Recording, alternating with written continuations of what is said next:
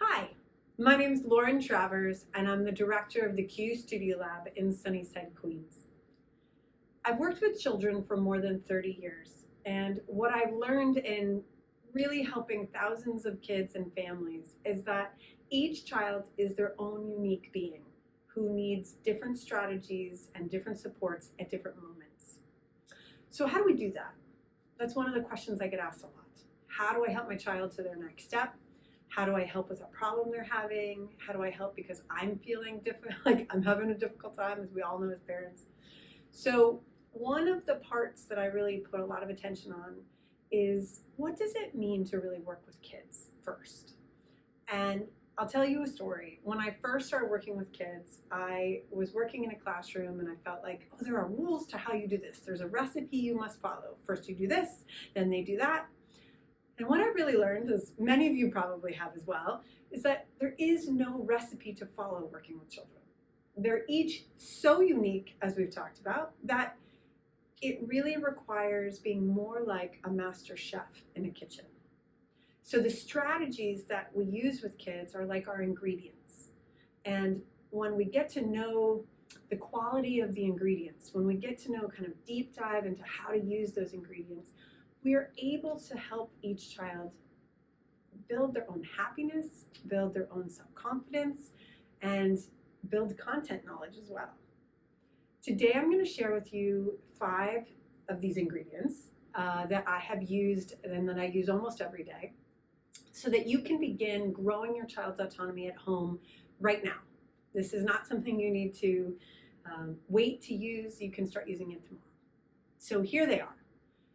The first one, is about choice. And choice is something we use with children as young as 3 and children as old as, well, we all need choice, right? But we use it up to the 14-year-olds that I also work with. So choice involves the idea that you can really maybe not choose what you're doing always, but you can choose how, when, where, who you might do it with. So we talk about choice as having these 5 different pieces, right? So they could choose where they do something, when they do something, who they do it with. Sometimes it's what they're doing. And then other times you're looking at how they do it. So where they do it, so many of you, we have a 3-year-old, they don't want to put their shoes on to leave. And so if you give them this one breath of choice and say, well, where do you want to put your shoes on? Do you want to put them on in front of the door, or do you want to put them on the staircase? Then they get some sense of autonomy. They can choose this moment, right? So where, when is for that same 3-year-old, when do you want to do it? Do you want to put your shoes on now or in 5 minutes? And as parents, we have to schedule that, right? We have to make sure we're offering them that choice when they actually have now or in 5 minutes to do. Who? They could choose who they're doing it with. Do you want to do it with me, or do you want to do it with your teacher? Do you want to do it with daddy, or do you want to do it with mama? Do you want to do it with your grandparent, or do you want to do it with your friend? Depending on what is in front of you, they could choose the who. What? Many times it's not the putting on the shoes, it's what can we make a choice to do right now? So if a child is running through the household and having a hard time focusing, that's a great moment to pull them aside and say, okay, hold on. You have a choice right now. You can choose to paint, or you can choose to work in the sand or jump on the trampoline if you have one of those individual jumpers. But you're giving them the choice of what's an option on the table. And running around your apartment is not one of them. But these 2 are available. How? How they do something. For younger children, the how, you can put the hood on and then put the arms through the jacket when you're putting a jacket on. Or you could flip it over your head. So the how can engage children in the activity and get them excited about the activity you're wishing for them to do instead of pushing up against what they're thinking they don't want to do, right? Now, how does this apply for older students? For older children, what we look at is the where is important. Do you want to do this on the dining room table, or do you want to do it on the floor? So it doesn't matter where the homework gets done, it matters that it gets done. So that's the choice they have. The when. Do you want to do this now, or do you want to do it in 15 minutes? Applies across the board for all of us, really. gives you a sense of choice, but also focuses you on what has to be accomplished for yourself to feel complete at the end of the day. Who? This is really important if your child's struggling with something, whether that be a practice session, whether that be homework, whether that be a relationship with a friend. Making a choice about who they're spending time with or who they're doing an activity with can really help a child have a different response to what they're working on. What? Sometimes kids are kind of wandering through their day going, I don't know what to do. I'm bored. I can't find something to do. And so as parents, instead of saying, well, figure it out, sometimes giving them a choice is helpful. Well, you could do this piece in the kitchen, or you could draw. So they're remembering what they love. They're seeing that you can see what they love, and they're being given help to move to another activity. How?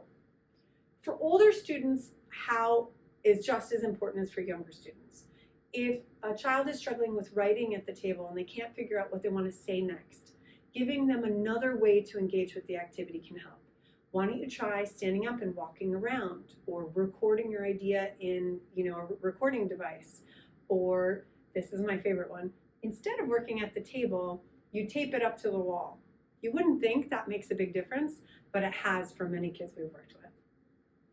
Choice is like one of the foundational elements we use in our program, but also what I've used across the board with children to help them feel like they're seen and to help them feel like they know that we're honoring what their thoughts are.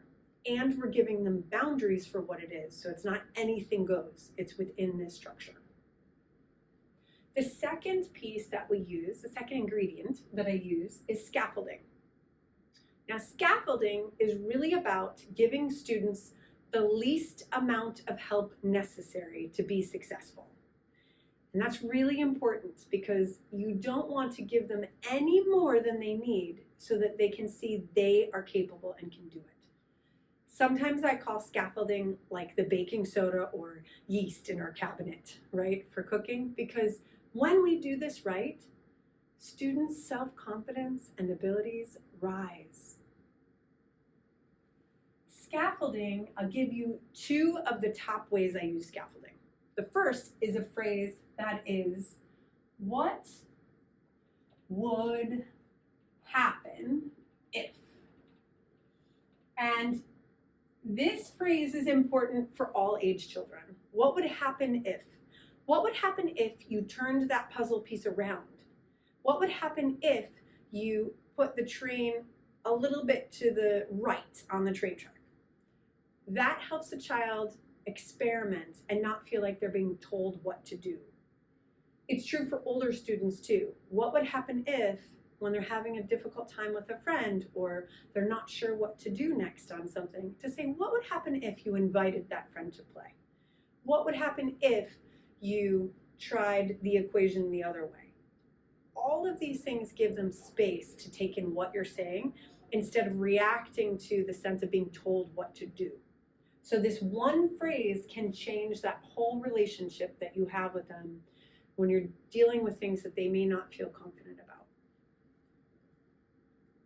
The second tool, the second part of this ingredient I use is something that's called I do it, you do it. And I use this idea for younger and older students of showing them how a tool is used and then giving them a chance to do it. But we have to be careful here because you really have to give them the chance to do it. So if I'm using it with younger students, it might be I'm giving them a chance to try for the first time a hole punch. And they're so excited, but I have to show them a little bit, question, oh, look where this paper goes, and really give them a chance to try it. But I'm gonna show them how the tool can be used so they don't hurt themselves. But then I get to let go and really let them have the experience with it without my hands on it. And that lets them not only feel like they can do it, but also lets them understand I believe in them, that they can accomplish this. And that's true with older students also. When I give them a sense of, I'm gonna show you how to use this burning tool that we use in wood burning. I'm gonna show you how, and then I'm really giving you a chance to do it yourself. And they know when I'm really giving them that chance. And the smiles on their face when they feel like I did it is extraordinary. So again, the least amount of help necessary to be successful. That's the answer to scaffolding. The other thing I want to point out about scaffolding, it's actually a third thing. So I'm going to give you a little bonus here. The third thing that I use with scaffolding is them watching you do something that's hard. Not to show them how to do it, but just for yourself. And so if we are models, model handling difficulty.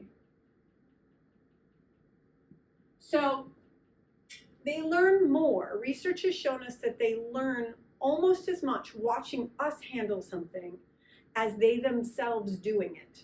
So that means this modeling, this imitation that they get a chance to do from what we do is actually one of the critical ways of giving them the least amount of help necessary to be successful. So if I've lost my keys for the moment, if they see that I'm looking for them and say, okay, where was the last place I lost them, I found them, right? They can see how I manage that difficulty, and then they begin to see what the tools are I'm using. And that is another form of scaffolding. Okay, the third ingredient here is about experience. And what I find really important about experience is that they are varied experiences. So having the same one over and over again doesn't actually, going back to my cooking analogy, doesn't actually help me have a rich broth develop, right? So we here are using varied experiences. For children under the age of 6, you want them to have a breadth of experience instead of really focusing on the depth of an experience. Taste a little bit of dance, taste a little bit of gymnastics, taste a little bit of science, taste a little bit of art. All of those things help build their own new ways of thinking and feeling in the world. And that's the variety we want them to have.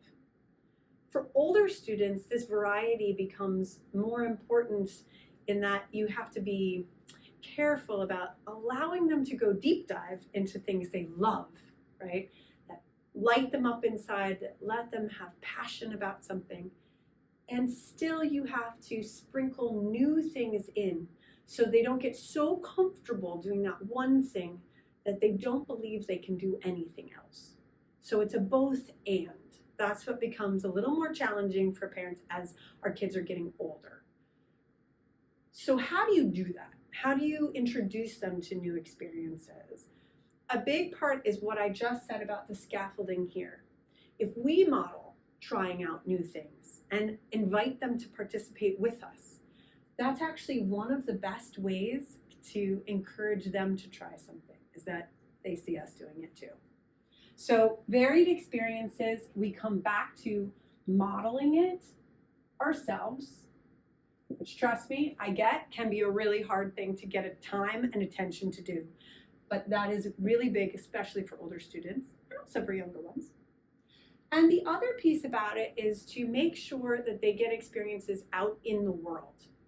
Sometimes in the time that we live in, students are focused on getting different experiences through a screen.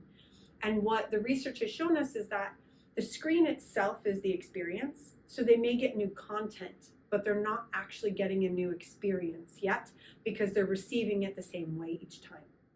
So we can broaden their experience and give them other things to try. So they have the time they're having on the screen, but then they also get to do gymnastics, or they get to do cooking, or they get to do something that is with other people, so they build new sets of skills in other areas.